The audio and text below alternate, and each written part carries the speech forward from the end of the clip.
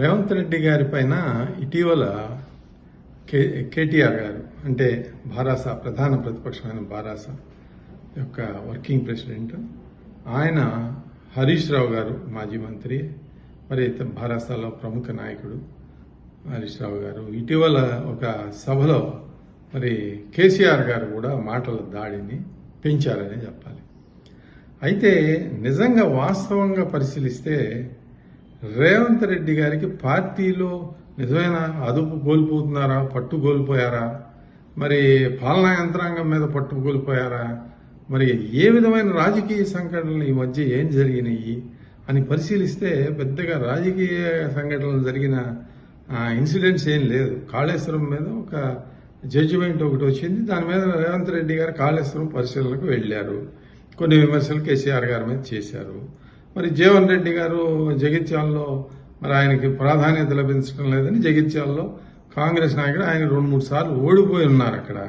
అక్కడ ప్రస్తుతం ఉన్న ఎమ్మెల్యే ఆయన కాంగ్రెస్కు అనుకూలంగా ఉన్నారు. అలాంటి పరిస్థితుల్లో ఆయన కొద్దిగా తొందరపడి మరి భారాసాలకు వెళ్లారు అనే చెప్పాలి. ఎందుకంటే సుదీర్ఘకాలం కాంగ్రెస్ రాజకీయాల్లో మెలిగిన వ్యక్తి వాళ్ళ ఆపోజిషన్ పార్టీకి ఏ విధమైన లబ్ధి లేకుండా దానికోసం బ్రహ్మాండమైన బహిరంగ సభ పెడుతున్నామని చెప్పి సాక్షాత్తు కేసీఆర్ జగిత్యాలు వెళ్ళటం అని అంటే అక్కడ రాజకీయంగా కేసీఆర్ గారి పార్టీకి కేసీఆర్ గారికి అది తక్కువనే చెప్పాలి.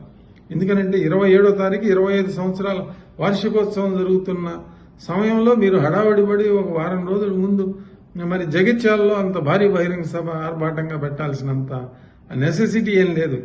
ఇక్కడేమో కనీసం ఒక కార్యక్రమం కూడా చేయలేని పరిస్థితుల్లో పార్టీ ఉంది.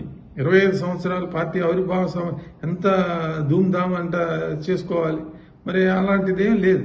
కేసీఆర్ గారి కూతురే ఒక స్వయంగా 25వ తేదీన తెలంగాణ రాష్ట్ర సేనాని టీఆర్ఎస్ అసలు నాదే అన్న సంకేతాలు తెలుపుతున్నట్టుగా ఒక 50,000 మందితో ఒక మెదక్ జిల్లాలో ఒక సభ పెట్టింది. ఆవిర్భావం జరిగింది ఆమెది. కాబట్టి ఇలాంటి పరిస్థితుల నేపథ్యంలో చుట్టూతా ఆమె ప్రధానమైన టార్గెట్ ఎవరి మీద చేస్తున్నారు? ఇప్పుడు కేటీఆర్ గారి సోదరి, కేసీఆర్ గారి కుమార్తె హరీష్ రావు గారి మీద చేస్తున్నారు. భారాస అధినాయకత్వం మీద మరి పరిణితిని కోల్పోయారని సొంత తండ్రిని మాట్లాడినారు. అవినీతి జరిగింది తెలంగాణలో తెలంగాణ వాళ్ళ రాష్ట్ర సమితి పాలనలో 10 ఏళ్ల పాలనలో అవినీతి జరిగిందని స్వయంగా ఆమె చెబుతుంది. నేను చెప్పినా వినే పరిస్థితి లేదు. కాబట్టి ఉద్యమకారులకి అన్యాయం జరిగింది కాబట్టి వాళ్ళని రక్షించుకోవడం కోసం నేను ఈ పార్టీ పెట్టాను. రాబోయే రోజుల్లో నేనే మీకు ఒక అమ్మలాగా ఉంటూ ఈ రాష్ట్రాల్లో ముఖ్యమంత్రిని కూడా అవుతానని ఆమె చెప్పడం జరిగింది. ఇవన్నీ కూడా టార్గెటెడ్ టువర్డ్స్ భారాస.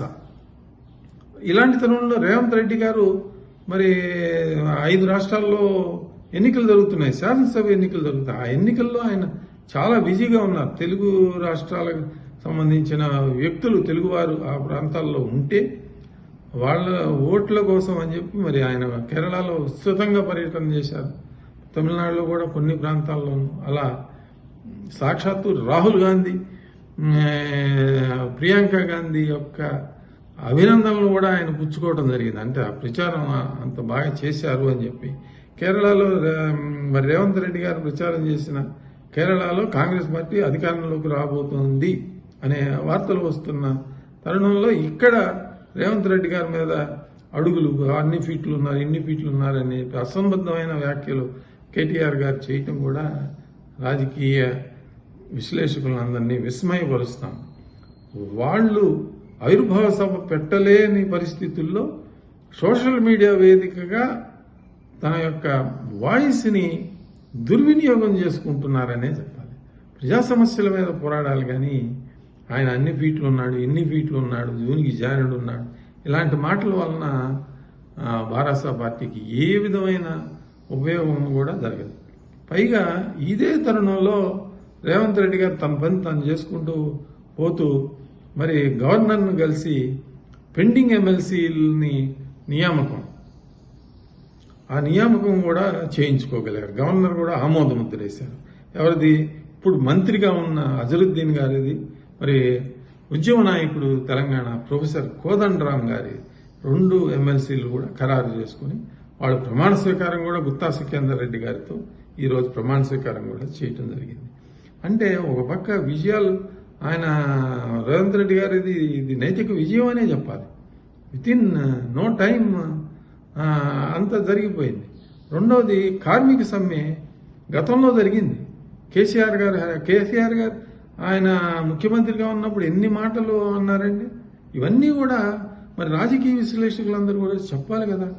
50 రోజులకు పైగా కార్మిక సమ్మె అప్పుడు జరిగింది, ఉధృతంగా జరిగింది. మరి ఎలా మాట్లాడారు? ఉద్యమ నాయకురాలని కాలికి నమస్కారం చేయించి పరిస్థితికి తీసుకొచ్చారు కదా. మరి రేవంత్ రెడ్డి గారి హయాంలో కూడా కార్మిక సమ్మె జరిగింది. ఎన్ని రోజులు జరిగింది? ఆయన ఢిల్లీలో ఉన్నప్పుడు కార్మికులు నోటీస్ ఇచ్చారు. ఒక్కరోజు జరిగింది. ఆ నెక్స్ట్ డేనే చర్చలు జరిపారు, ఉపసంహరించుకున్నారు. ఏ విధమైన తొందరపాటు, మేము వెంటనే ఉపసంఘాన్ని వేస్తున్నామన్నారు. వేశారు కమిటీని, అధికారుల కమిటీని వేశారు, ఉపసంఘాన్ని వేశారు, చర్చలు జరిపారు.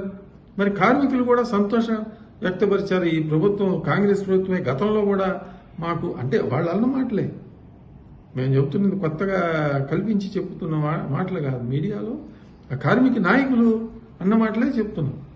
మరి ఎవరిది విజయం? రేవంత్ రెడ్డి గారి ప్రభుత్వానికి ఇప్పుడు బారాస నుంచి ఏ విధమైన రాజకీయ ఒత్తిడి లేదు. ఇదంతా కూడా సోషల్ మీడియా ఆర్భాటం. ఆ బారాస చేసే సోషల్ మీడియా ఆర్భాటాన్ని ఎదుర్కొనడానికి కలవకుండా కవిత గారే ఉన్నారు. ఆమె చెప్తున్నారు, ఆమె సంధిస్తున్న ప్రశ్నలకు సమాధానం చెప్పలేని పరిస్థితుల్లో బారాస నాయకులు ఉన్నారని చెప్పాలి. మరి ఇది ఈ గత 10-15 రోజులుగా తెలంగాణలో జరుగుతున్న రాజకీయ ఆర్భాటపు విశ్లేషణ. మరిన్ని అప్డేట్స్ కోసం మా కాయ్ టీవీని సబ్స్క్రైబ్ చేసుకోండి. మా వీడియో కనుక మీకు నచ్చినట్లయితే లైక్ చేయండి, షేర్ చేయండి.